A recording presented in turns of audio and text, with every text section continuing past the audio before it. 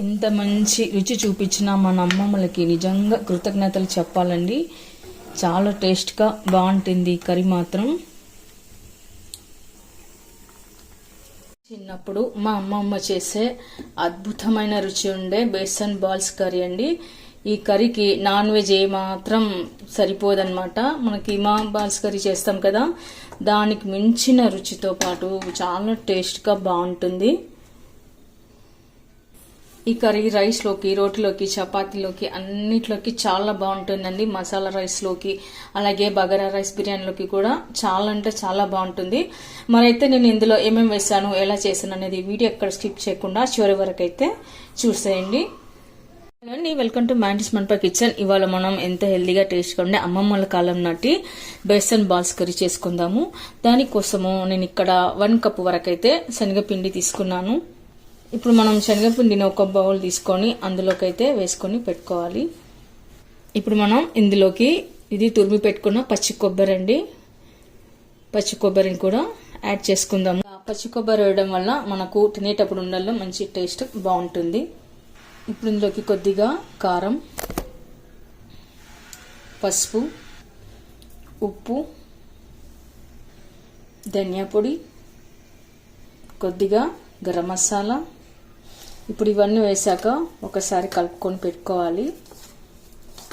ఆ తర్వాత ఇప్పుడు మనము కొద్దిగా వాటర్ వేసుకుంటూ చపాతీ పిండిలాగా గట్టిగా కలుపుకొని పెట్టుకోవాలి.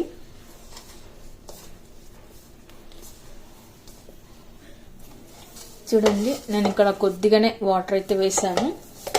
జస్ట్ మనం నీళ్ళు ఇలా చిమ్కరించుకుంటూ పిండిని అయితే కలుపుకొని పెట్టుకోవాలి. పిండి మొత్తం బాగా కలిసిపోయేట్లాగా, నానిపోయేట్లాగా కలుపుకొని పెట్టుకుందాము. అలాగే మనం ఇందులోకి కొద్దిగా అల్లం వెల్లుల్లి పేస్ట్ కూడా వేసుకోవాలి. నేను ఇందాక వేయడం మర్చిపోయాను. ఇప్పుడు అల్లం పేస్ట్ కూడా వేసి బాగా పిండి మొత్తం కవర్ అయ్యేట్లాగా మనం కలుపుకొని పెట్టుకోవాలి. ఆ తర్వాత మనం చేతికి కొద్దిగా ఆయిల్ అప్లై చేసుకొని పిండి కలుపుకొని పెట్టుకున్నట్లయితే మనకు చేతికి ఎక్కువగా పిండి అంటుకోదండి. ఇలా మొత్తం రౌండ్గా తడిపి పెట్టుకున్న తర్వాత మనం ఒక 5 minutes వరకు నాననివ్వాలండి. మనకు అప్పుడే ఉండలు చేసేటప్పుడు, బాల్ చేసేటప్పుడు స్మూత్గా బాగా వస్తుంది. ఇప్పుడు 5 to 10 minutes పక్కన పెట్టుకుందాము. కడాయి పెట్టుకొని అందులో 1 tablespoon ధనియాలు వేసుకోవాలి, సగం టీ స్పూను జీలకర్ర, 1/2 teaspoon మెంతి. ఇవన్నీ వేసాక కాస్త దూరగా వేయించుకోవాలి. అంటే మనకి ఇప్పుడు ఇక్కడ కలర్ మారే వరకు వేయించుకొని పెట్టుకోవాలి. ఇవి వేగిపోయాక మనకు అప్పుడే మంచి స్మెల్, వాసన వస్తుందండి. అప్పుడు మనం స్టవ్ ఆఫ్ చేసుకొని ఒక కప్లోకి తీసుకోవాలి. ఇలా ప్లేట్లో తీసుకున్నాక పక్కన పెట్టుకుందాము. తర్వాత మనం ఇందులోకి కొద్దిగా ఆయిల్ వేసుకోవాలి. ఇప్పుడు ఇందులోకి మనం కట్ చేసి పెట్టుకున్న ఉల్లిపాయ ముక్కలు, తర్వాత కట్ చేసి పెట్టుకున్న టమాటాలు. ఇక్కడ నేను ఉల్లిపాయ ఒకటి తీసుకున్నాను, తర్వాత టమాటా కూడా ఒకటి మీడియం సైజ్ చిన్న సైజ్ తీసుకున్నాను. ఆ తర్వాత మీకు తినే పులుపుని బట్టి కావాలంటే చింతపండు వేసుకోండి, లేకపోయినా అవసరం లేదు. నేను ఇక్కడ కొద్దిగా అయితే చింతపండు కూడా వేస్తున్నాను. మీరు ఇక్కడ చింతపులుపు తినని వాళ్ళు ఇంకో టమాటా అయినా వేసుకోవచ్చు. ఆ తర్వాత మనం ఇందులోకి కొత్తిమీర కూడా యాడ్ చేద్దాము. తర్వాత కొద్దిగా కరివేపాకు. ఇవన్నీ వేసాక కలుపుకొని పెట్టుకుందాము. ఓకే అండి, మనం ఇక్కడ స్టవ్ ఆఫ్ చేసుకోవాలి. ఆ తర్వాత వీటిని కొద్దిగా మనం చల్లార్చుకోవాలి. ఆ తర్వాత మనం ఇలా చిన్న సైజున మిక్సీ జార్లో తీసుకొని వేయించి పెట్టుకున్న వీటిని వేసుకోవాలి. ధనియాలు, జీలకర్ర, మెంతుల్ని వీటిని ఫైన్గా పౌడర్ చేసి పెట్టుకుందాము. ఇలా అంతా ఫైన్గా పౌడర్ చేసి పెట్టుకోవాలి.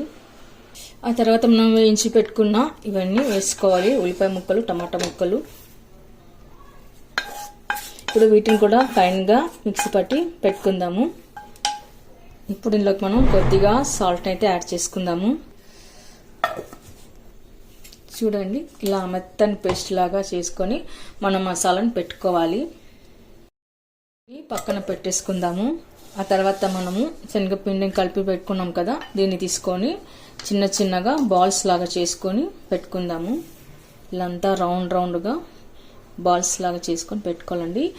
మా చిన్నప్పుడు మా అమ్మమ్మ ఇలానే చేసేదన్నమాట. చాలా మంచి టేస్ట్, చాలా బాగా అనిపించేది. ఇలా మీకు ఏ సైజు కావాలంటే ఆ సైజు చేసుకోండి. ఇలాగే మనం అన్ని బాల్స్ చేసుకొని పెట్టుకుందాము. నేనైతే ఇక్కడ కొద్దిగా ఆయిల్ అప్లై చేసుకున్నానండి. ఆయిల్ అప్లై చేసుకొని ఇలా కొద్దిగా తీసుకొని ఉండలైతే చేసుకొని పెట్టుకుంటున్నాను. పిండి బాగా జిగి ఎక్కువ ఉంటుంది కాబట్టి మనకంతా చేతికే బంకలాగా అంటుకుంటుంది. కాబట్టి కొద్దిగా ఆయిల్ అప్లై చేసుకొని మనం ఇలా చేసుకొని బాల్స్ లాగా చేసి పెట్టుకున్నట్లయితే త్వరగా అవుతుంది, ఈజీ కూడా అవుతుంది. ఓకే అండి, చూసారుగా మనం ఇలా అన్ని బాల్స్ చేసి పెట్టుకోవాలి. ఇప్పుడు మనం స్టవ్ మీద కడాయి పెట్టుకుని అందులో కొద్దిగా ఆయిల్ వేసుకోవాలండి. మనం చేసి పెట్టుకున్న బాల్స్ని డీప్ ఫ్రై చేసుకోవాలి. ఆయిల్ హీట్ అయిన తర్వాత ఇలా మనం ఒక్కొక్క బజ్జీని ఉండనైతే వేసుకుందాము. మనం బజ్జీలు వేసుకొని ఎలా డీప్ ఫ్రై చేసుకుంటామో అలాగే చేసుకోవాలన్నమాట. ఇక్కడ ఉండలు వేసినమ్మడే కదపకండి, కాసేపు అలానే వదిలేండి. మనం లోపల పచ్చి కొబ్బరి వేసి చేసాం కాబట్టి పిండి కూడా లోపలంతా మంచిగా ఉడికిపోతుంది. ఇప్పుడు ఇలా గరిటెతో కలుపుతూ ఉండండి. ఈ బాల్స్ లోపల పిండిగా ఉండకుండా కాస్త మంచిగా వేయించుకోవాలండి. మీడియం ఫ్లేమ్ పెట్టుకొని వేయించుకోండి, లేదంటే లోపల కాస్త పచ్చిగా ఉండిపోతుంది. కాస్త కలర్ మారే వరకు, మంచి కలర్ వచ్చే వరకు మనం వేయించుకొని పెట్టుకోవాలి. చూడండి, బాల్స్లో ఇలా చిలికలు వచ్చి మంచిగా ఉడికిపోయినట్టు. ఇప్పుడు మనం తినేటప్పుడు పచ్చి వాసన, శనగపిండి వాసన అలా రాకుండా మంచి టేస్ట్తో బాగుంటుందండి. మసాలా అవన్నీ వేసాం కాబట్టి టేస్టీగా చాలా బాగుంటాయి ఈ బాల్స్. ఇప్పుడు మనం ఒక ప్లేట్లోకి తీసుకొని పెట్టుకుందాము. కడాయి పెట్టుకొని అందులో 2 లేదా 3 టేబుల్ స్పూన్ల ఆయిల్ వేసుకోవాలి. ఆయిల్ హీట్ అయిన తర్వాత ఆవాలు, జీలకర్ర, మినపగుళ్ళు వేసుకోవాలి. తర్వాత ఇందులోకి కరివేపాకు, ఆ తర్వాత మనం మిక్సీ పట్టి పెట్టుకున్న మసాలా పేస్ట్ మొత్తం వేసుకోవాలి.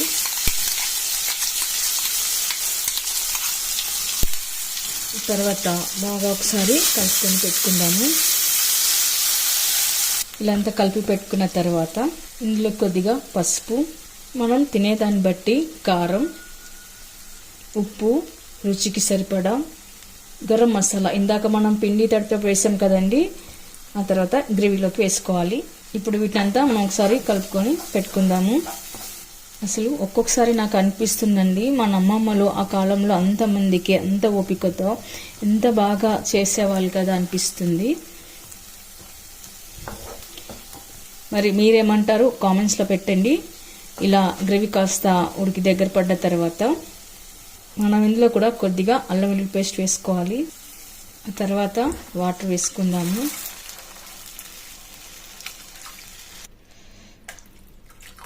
ఆ తర్వాత మనము గ్రేవీ కాస్త ఉడికి దగ్గర పడే వరకు, అంటే చిక్కదనం వచ్చే వరకు ఉడికించుకోవాలి. ఇప్పుడు మనకి ఇలా కాస్త పల్చగా అనిపిస్తుంది కానీ కాస్త మగ్గిన తర్వాత, ఉడికిన తర్వాత గ్రేవీ చిక్కగా అవుతుంది. గ్రేవీ అంతా బాగా ఉడికి ఆయిల్ అంతా పైకి తేలింది. ఇప్పుడు ఇలా మరుగుతున్నప్పుడే మనము వేయించి పెట్టుకున్న బాల్స్ వేసుకోవాలి. శనగపిండి బాల్స్ని వేసుకొని కొద్దిగా ఉడికించుకొని పెట్టుకుందాము. చూడడానికి ఇక్కడ అచ్చం కైమా బాల్స్ లాగే ఉంది కదండి, కానీ బేసన్ బాల్స్ చాలా టేస్ట్గా బాగుంటుందండి. తర్వాత ఇందులోకి మనం ఇప్పుడు కసూరి మేతి వేసుకుందాము. పైన కొద్దిగా కసూరి మేతి వేసుకోవాలి. చూసారు ఎంత అద్భుతమైన రుచి ఉండే అమ్మమ్మల కాలం నాటి బేసన్ బాల్స్ కర్రీ. మరి మీరు కూడా ఒకసారి ఈ కర్రీ ట్రై చేయండి. మీకు ఎలా కుదిరిందో కామెంట్స్లో పెట్టండి, లైక్ చేయండి, షేర్ చేయండి. అలాగే మన అమ్మమ్మలు ఏ విధమైన ఇలాంటి పాతకాలపు రెసిపీలు చేసేవాళ్ళు మీరు కూడా కామెంట్స్లో పెట్టండి. తప్పకుండా మన ఛానల్ని మరిన్ని వీడియో కోసం సబ్స్క్రైబ్ చేయండి. Thank you for watching.